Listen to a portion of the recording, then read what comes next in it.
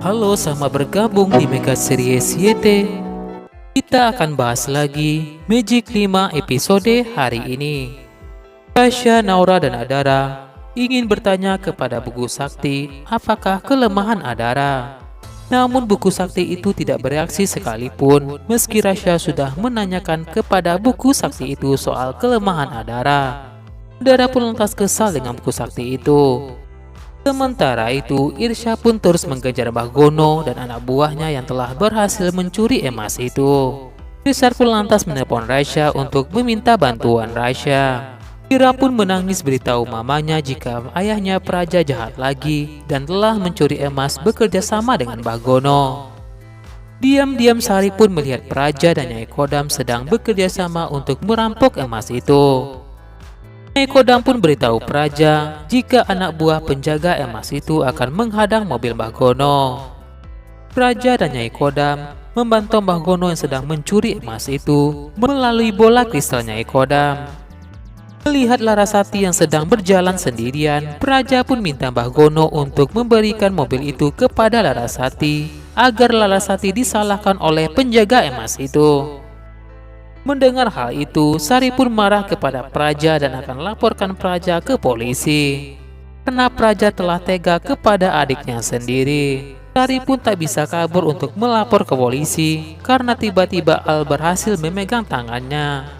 Bahkan Sari pun sudah memohon kepada Al agar Al melepaskan tangannya agar mamanya bisa melapor ke polisi atas kejahatan Praja. Namun sayangnya, Al malah menuruti keinginan ayahnya itu. Dan Al pun mengurung mamanya itu. Bahkan Al pun minta Alif dan Ceria pulang. Al pun minta Alif tidak ikut urusan orang dewasa.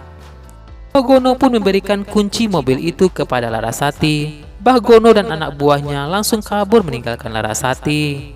Penjaga emas itu pun melihat mobil itu dan mengatakan jika Larasati lah pencuri emas itu.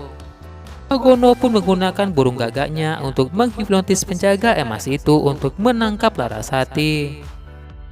Larasati pun berhasil ditangkap dan dikatakan maling oleh semua warga. Dika yang melihat mamanya itu tidak tinggal diam dan langsung bertarung dengan penjaga emas itu untuk melepaskan mamanya. Sementara itu, Irsyad pun mau mencegah Mbah Gono untuk melakukan sesuatu yang buruk kepada Larasati. Irsyad dan Mbah Gono pun terlibat pertarungan hebat. Bahkan Irsyad pun berhasil dikalahkan Mbah Gono dan Mbah Gono pun mengikat Irsyad di sebuah pohon. Namun untung saja Rasya, Naura dan Adara datang tepat waktu untuk membantu Dika dan Irsyad. Rasya pun bertarung menghadapi penjaga emas itu.